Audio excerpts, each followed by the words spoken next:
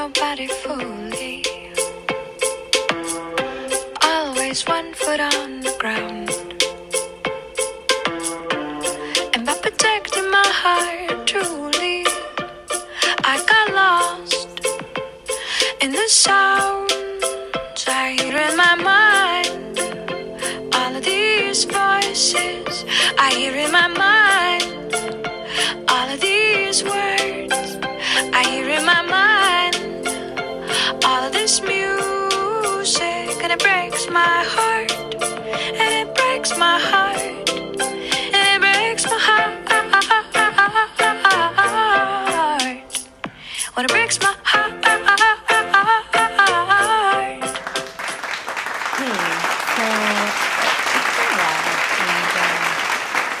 This one I wanted to kind of talk about the domestic violence that I experienced.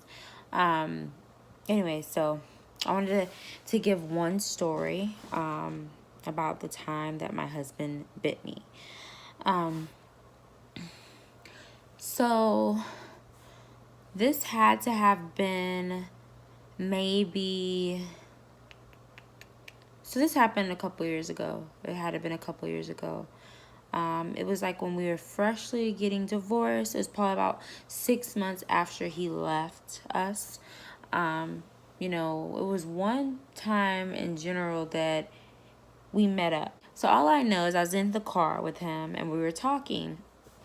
And I think we may have been talking about not being with him and things like that. And I was just like, I don't really want to be with you, and he's like, why not? I was like, because you did this, and that. You left us. I was just kind of like, you don't understand, and whenever I talk, like, I'd be like moving my hand and stuff. I was like, you just don't understand, blah, blah, blah, blah. And I'm pretty sure he bit me, like, and I just like stopped. And I was like,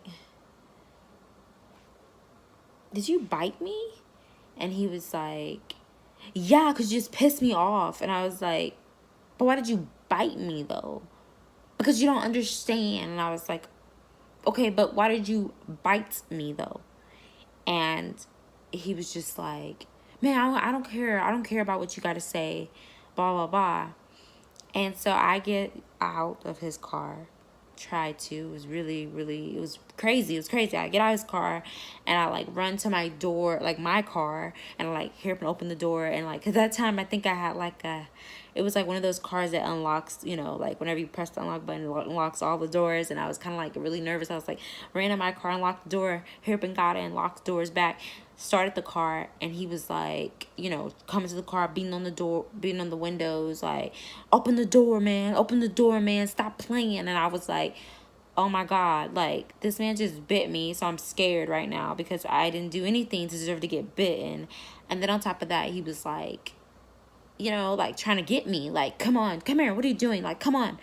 He like when I say I ran to my car, like he chased after me. It was like a scene in a movie. I was so scared. Like I was like, it was crazy. And I get in my car and I like turn my, car, and I'm like, I drive so fast. And so he drives right behind me and we're driving. He's like blowing up my phone. He's like calling me. He called me like 2 times. And then the third time I was like, hello. He was like, turn around, come back right now. Where the are you going? And I was like, I'm getting away from you. Like, I don't deserve to be treated like this. And he was like, man, turn around right now. I'm coming after you. Wherever you are, I'm coming. I'm coming right now. I'm coming to get you. And I was like really scared. So I'm like driving. I remember like we were on 59 over there by Little York, and I was trying to like get on the freeway. So like, so I was like, on that lane that like, it's like this lane right here that you're for sure getting on the freeway. It had to have been like 2 seconds because he was right on my tail.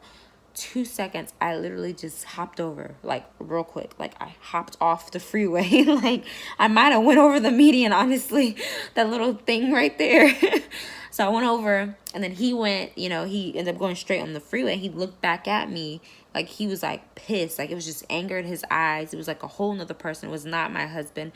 And I don't know what the issue was. Like, I feel like he wanted that control over me, and I felt like he didn't want to lose me. I felt like he truly, genuinely loved me, but I mean, he just had a lot of stuff going on emotionally, and I think that he didn't know how to react, but anyways, regardless, like, violence and abuse and things like that is not okay. Like, to put your hands on somebody, to bite somebody, to whatever is not okay. And the thing about it is that, like, I can't tell people, oh, this all just started, it just started. No, he was violent with me from when we were dating. I remember being choked up against the wall a few times. I remember him, punching me in my chest. Oh my God. I remember him, like, punching me in my chest, and I don't know, like, it was a lot of choking, a lot of punching me in my chest and stuff like that. And anyways, domestic violence isn't okay. It's, like, literally not okay. Like, there's just so many, like, I got pulled and yanked and pushed and dragged, and it was just, like, a lot of that type of stuff. Anyway, so long story short, back to the story. So I remember I got off the freeway, and I remember, like, he just kept calling and calling and calling me, and I didn't know where to go. I'm like, he knows where my mom lives. He knows, like, I can't go nowhere. Like, he knows where everybody stays. Like, what do I do? So I'm, like, driving, and I'm like, oh my God, I'm gonna have to just do some turns around. And it was just me, like, I didn't think to call the police or think anything. I knew this man was looking for me, and I was, like, scared. Like, I really was terrified. I was really scared of him. So anyway, long story short, I remember eventually I got home. It had to been like 11, 12 o'clock.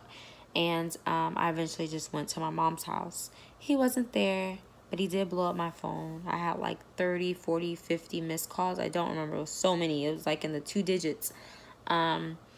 And then, like, my mom and sister had got repeated calls from him, calling, saying, where am I at? Things like that. They were like, we don't know. I mean, it was just crazy, it was a really crazy time, and I can't say that him biting me is the first time that he's ever, been abusive towards me. There's been numerous of occasions where this man has been abusive, so I can't say, oh, when he bit me, that was the first time that he ever put his hands on me or ever, showed that. I feel like with domestic violence cases, I feel like we get these signs that these people are kind of like that, like, it might be like something, a small gesture, like, they might be just a little rough with you, like, like grab your hand sometimes, you kind of jank you, whatever. But I feel like you would get some type of indication that they are somewhat abusive. In my situation, I did get that, feel from him, but I just ignored it. And I was like, it was only because we were arguing or whatever. It's not a big deal. It's going to get better. I mean, thank God it didn't get to the point where he was like punching me in my face or anything, but he was very close to it. It was a lot of physical and emotional abuse in that relationship. I'm happy that it's over. I'm happy that I'm living my life now.